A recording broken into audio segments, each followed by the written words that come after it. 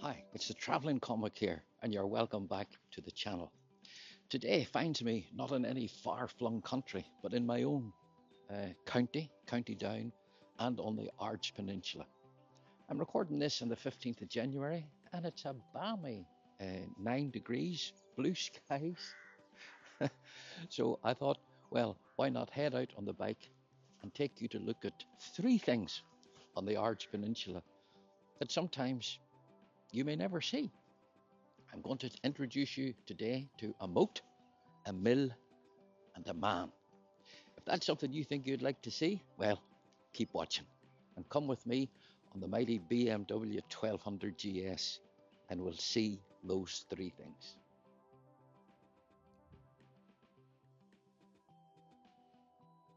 So we'll just jump on the bike now and head round to the first place, which is the moat. So those that watch television programs will know, maybe recognize this place as from Hope Street. This is Port Divine in the BBC TV series.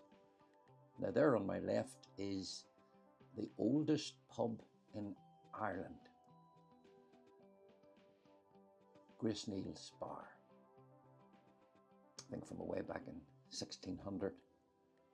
But of course, Ireland being Ireland, I wouldn't be one bit surprised that there's loads of people that claim that they have the oldest pub in Ireland. But anyway, that's the one that I'll have to go with because it's in my hometown. And just round the corner here now, ahead, well, there's the sea, harbour slightly over to the right. We'll take left. Welcome to our first of three stops today. This is the moat.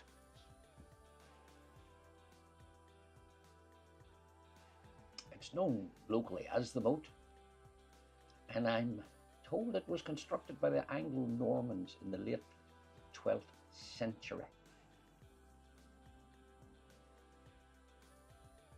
It was, looks fabulous, doesn't it?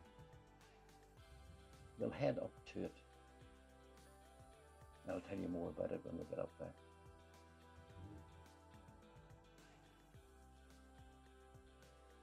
It was actually a gunpowder store built on top of the moat to store explosives during the building of the new harbour to make it deeper. Walk around it here for you. They both are owned by Ards and North Down Borough Council. They're actually protected heritage assets. The moat and the surrounding ground are what's known as a scheduled monument, and the gunpowder store is a listed building. Now in 2021, the gunpowder store here was conserved and restored under the Donaghadee Townscape Heritage Initiative, funded by the National Heritage Lottery Fund and Arts and North Down Borough Council. There you go, Donaghadee Moat, or the Moat. It's one of the largest in Ulster. Now, incidentally, the gunpowder store is now home to the only accessible camera obscura on the island of Ireland. There's a view out over the town, and you can see the harbour. Well, you will when I swing around. There you go. Now, the camera obscura is an ancient optical device. It lets light in through a small opening on one side and projects a reversed and invested image on the other. There's the harbour. And those islands close there, that's the Copeland Islands. And in the far distance, it's Scotland.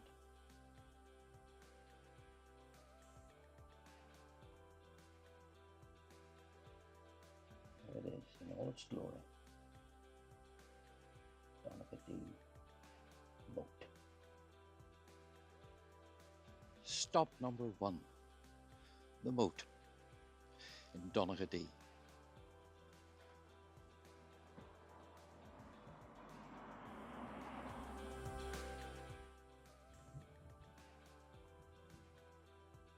picked a good day for doing this, haven't I?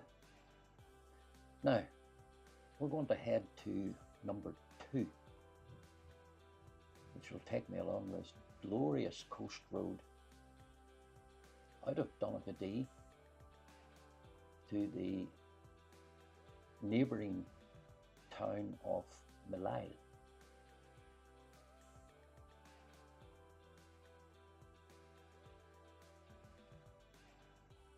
Any fellow bikers who have never ridden this road, it's definitely worth coming to. If you have a couple of hours to spare, well, you can ride around the Ards Peninsula. I usually head out of Donaghadee with the sea on my left and keep going and keep the sea on my left the whole way right round. But anyway, we'll come into Donaghadee and then I'll swing up round right. Well, hope you can hear me with my helmet. Not very far away from Donaghadee, along the coast road into Millisle, swing up to the right, I come to Ballycopeland. This is the mill. It's a windmill. It's, as far as I'm aware, I'll correct myself as I speak to you, it's the only working mill in probably County Down. I'll say that at this stage. And the reason that it's a windmill is because of its location, lots of wind, and there's no water mills anywhere along the Ards Peninsula, simply because there's no rivers. There's a bit of useless information for you, and if I'm wrong, you'll comment below, I'm sure. But anyway, let's take a look at what I'm talking about. And there it is, Ballycopeland Windmill. It's managed by the Historic Environment Division of the Department of Communities, and it is open to the public. Now let's see if I got it exactly right. The only working windmill, there you go. It's just, the windmill is just one part of the fully restored attraction, which opened here in May 22, because the visitor centre at the Miller's House features an electrically operated model of the mill and hands-on experience of milling. And there's also a restored corn drying kiln, and those plastered whitewashed. You have the tapering tower, obviously, as the landmark, and the little buildings that surround it are definitely worth a visit. It was owned by the McLinton family, and the mill ground grain until 1915, and then 1935 it was acquired by the government. It was just used for decades, and then in 1970 the old windmill was restored to working order. Now sadly it wasn't open, or I would have taken you in. Maybe that's a video for another day. If you want me to come back to Ballycopeland Windmill and take you on a tour, let me know in the comments below. Anyway, that is the moat, the mill. Now we're going to see the man. To do that, I've got to go to Newton Ards.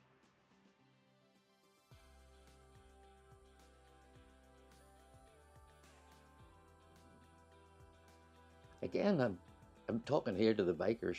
Some fabulous roads, not just around the outskirts of the peninsula. In other words, just going around the two perimeter, going around the perimeter. Big words for me to think about. But I love the little roads that crisscross in the middle here. And if it's a good day like it is today, no better place to spend an hour or two on the bike than in around the Ards Peninsula.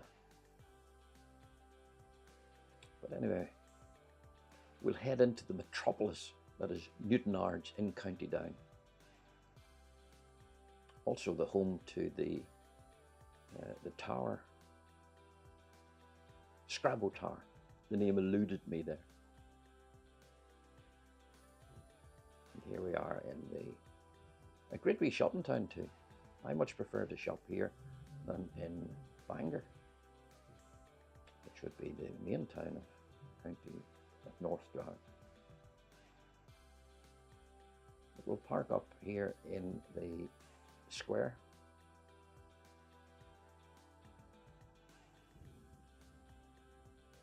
And achieve our third and final visit of this little video.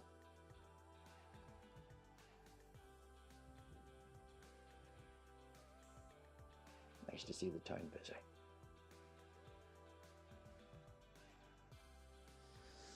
Well, I'm in the square now, in Newton Ards, Conway Square.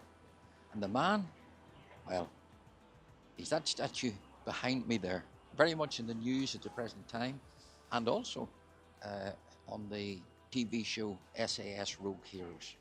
This is Blair Paddy Main, one of the original founders of the SAS.